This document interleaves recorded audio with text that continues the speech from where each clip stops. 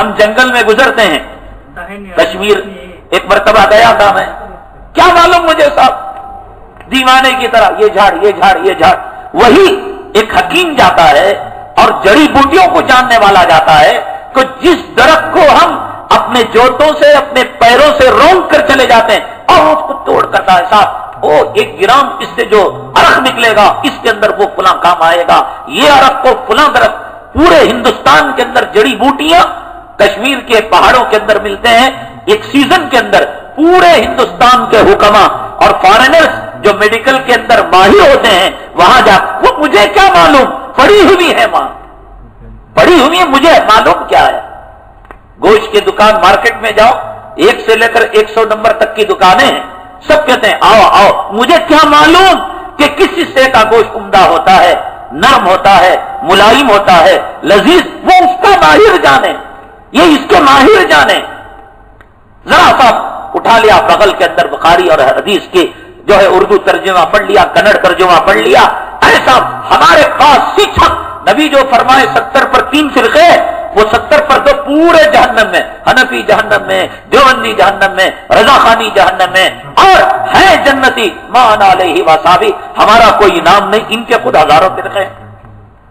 4 مینار جو ہے نا شیواجی نگر میں اور گوبند پور کے اندر فاطمہ مسجد، ان میں زکنی اور فلاں قریشی قصاب فلاں برادری ہزاروں۔ اب اس کے اندر کچھ لوگ سمجھدار کہہ رہے ہیں کہ ہم غیر مقلد اہل حدیث نہیں، ہم سلفی ہیں، سلف کے معنی گزرے ہوئے لوگ، ہم ان کی اتباع کر رہے ہیں۔ آیا نہ کاٹا، جب ان کو ٹائٹ کیا گیا، ان کی ناکہ بندی کی گئی کہ تم بتاؤ، ایک مکھی کو دودھ کے اندر گرایا گیا، اس کا مسئلہ حدیث کے اندر ہے کہ مکھی جب گرتی ہے تو مکھی کے 2 پر ہوتے ہیں، ایک میں بیماری ہوتی ہے، ایک میں شفا ہوتی ہے، وہ بیماری والے پر سے گرتی ہے، حدیث کے اندر ہے کہ اس کو اور ڈباؤ شفا والے پر سے، اس کے دوسرے پر میں پہلی بیماری کا انجیکشن اور دوا، اسے ڈباؤ اور نکالو۔ مچھر گر جائے تو کیا ہے، بھینس کھا سکتے ہیں نہیں، بھینس کا دودھ پی سکتے ہیں نہیں، مرغی کا انڈا کھا سکتے ہیں نہیں، کھا رہے نہیں کھا رہے ہیں۔ اب ان کو ٹائٹ کیا گیا۔ جناب والا بتائیے کہ جاموس یہ لفظ ہے، بھینس کو کہتے ہیں عربی میں، قرآن میں 6666 آیتوں میں جاموس کا لفظ کہاں ہے، بخاری میں کہاں ہے، ترمذی۔ اب ٹائٹ ہوئے نا تو اب چوری کی پتلی گلی پکڑ کر اللہ حدیث غیر مخلص سب کیا بھی نہیں بھی، ہمیں سلفی ہمارے اسلاف بڑے بیل کھائے ہمیں بھی کھا رہی، انہیں بھینس کھائے ہمیں بھی کھاتے، انہیں خبر میں جوتے کھائے تو ہمیں بھی کھاتے۔ لاکھ ہو جانا اپنے دل و دماغ کے دروازوں کو، جس کو قرآن کہتا ہے ختم اللہ علی قلوبہم وعلی سمعہم وعلی ابصارہم غشاوہ، اللہ نے ان کے دل کو، دماغ کو، کانوں کو ٹھپا لگا دیا، مہر لگا دیا۔ اللہ حفاظت فرمائے بھائی، ہزاروں بدعتی تھے، اللہ تبارک تعالیٰ نے ان کو ہدایت دی، ہزاروں مہدری، اللہ نے ان کو ہدایت دی۔ ایک غیر مخلد بتاؤ کہ صاحب وہ حنفی بن گیا ہو، کیوں؟ گالیاں دیتے تھے۔ حضرت عمر بدعتی تھے، تراویح کی ایجاد کی، حضرت عثمان بدعتی تھے۔ بدعت کے معنی اسلام میں نئی چیز ایجاد کرنا، کہ انہوں نے جمعہ کی دوسری اذان کو ایجاد کیا، نبی کے زمانے میں نہیں تھی۔ اللہ کے نبی صلی اللہ علیہ وسلم فرماتے ہیں علیکم بسنتی وسنت الخلفاء الراشدین، کہ تم کو میری سنت اور اسی طریقے سے میرے صحابہ کی بھی سنت۔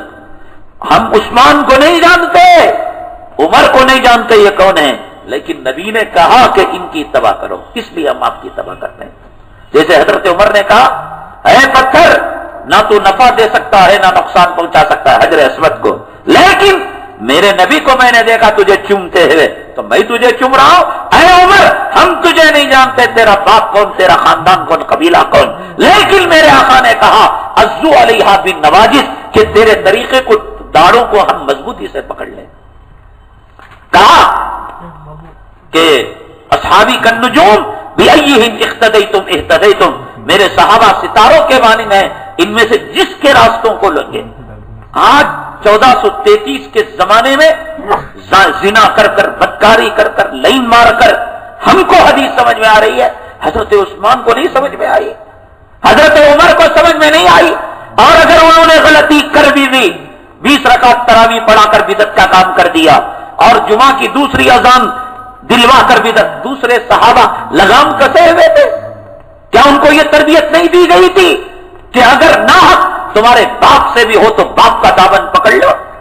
کیا حضرت عمر کو ایک بڑھیا نے دامن نہیں پکڑا تھا کہ اے عمر کہ تم جو کہتے ہو کہ لمیٹڈ مہر دینا چاہیے، مطلقہ کو اتنا مال دینا چاہیے، لیکن قرآن تو کہتا ہے انلمیٹڈ دیا جا سکتا ہے؟ جب قرآن انلمیٹڈ کہتا ہے، عمر تم کس کھیت کے ملی ہو کہ تم اس کو لمیٹڈ کرنے والے؟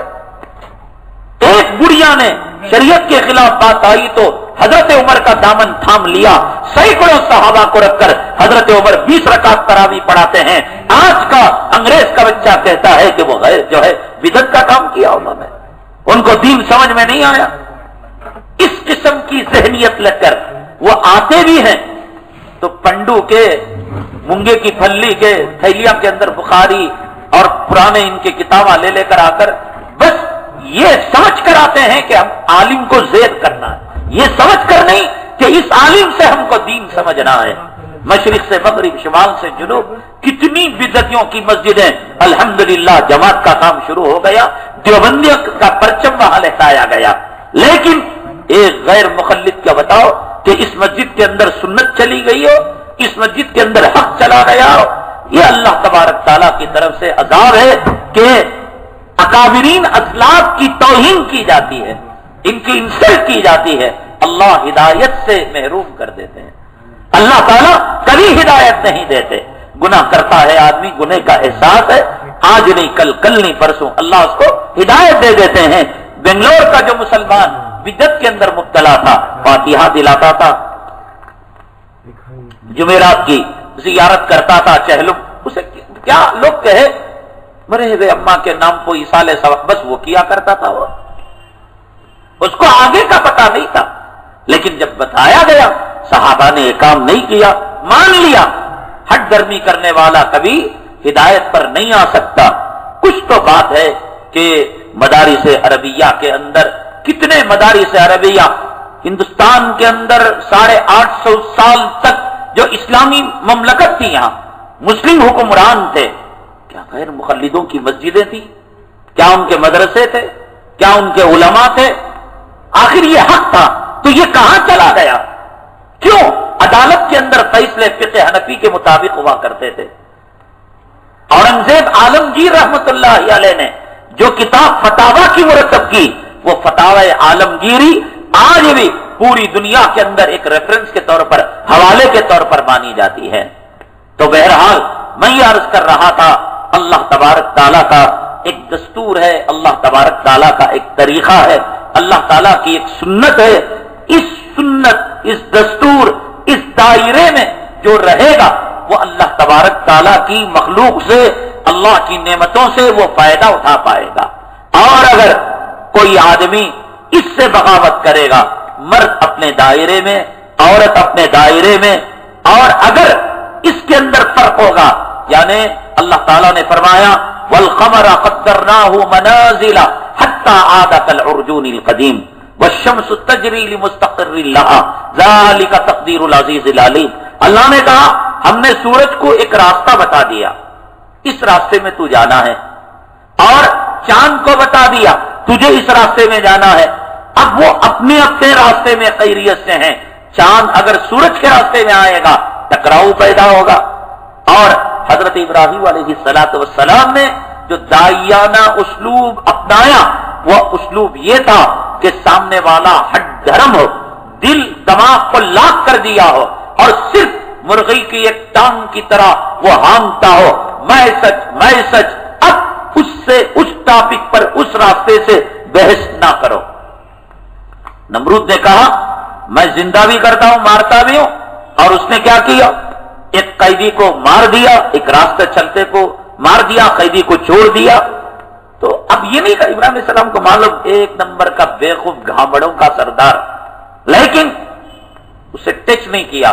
یہ دائیانہ اصول اور دائیانہ اسلوب ہے کہ ایک آدمی لاکھ ہو کر آئے تو آپ اس سے بحث مت کریں، حجت مت کریں، اس راستے کو چھوڑ کر وہ راستہ کہ جس کے اندر وہ میدان میں شکست کھا جائے وہ راستہ اپنائیں۔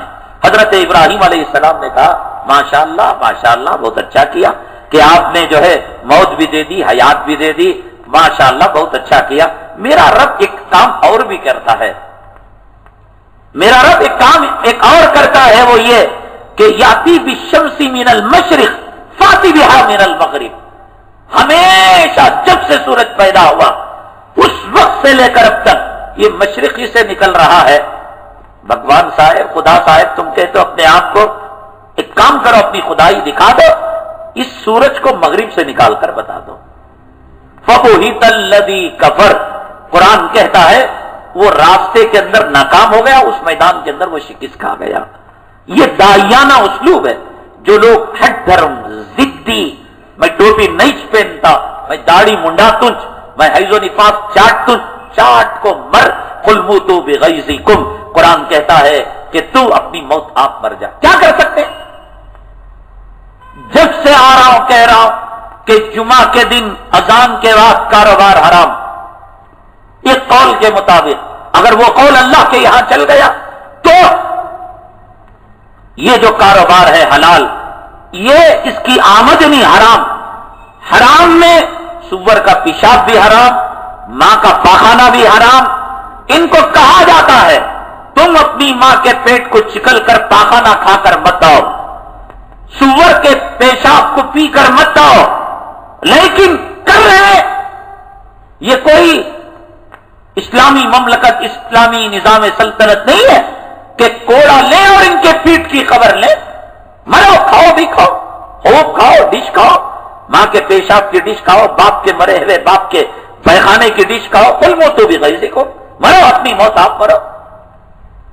داڑھی اڑانے والا 40 نسلوں تک اس کے نامردی کے اثرات، اگلی 40 پیڑھیوں تک اس کے اثرات جاتے ہیں۔ مرو مڑا کر، جاؤ ویاگرا کھاؤ، جاؤ تم حکیموں کے حلوے کھاؤ۔ ایسی کوئی اسلامی سلطنت تو ہے ہی نہیں، مجاہدین تو گلی گلی تو نہیں پھر رہے کہ تمہیں کوڑے لے کر وہ جو ہے مارے اور تھوکے منہ پر۔ مرو، کر کیا سکتے؟ بولنے والا بول سکتا ہے، سننے والا سن سکتا ہے۔ اب آگے اس کی مرضی ہے کہ ہدایت کو اپنائے یا ہدایت کے راستے کو چھوڑے۔ ایسے ہی اللہ نے مردوں کا عورتوں کا راستہ رکھا ہے۔ تفصیل بہت آگے بڑھ گئی، انشاءاللہ کل اس کی میں، اور پھر وہ واقعہ جو حیرت انگیز واقعہ تھا اس کو میں کل عرض کروں گا۔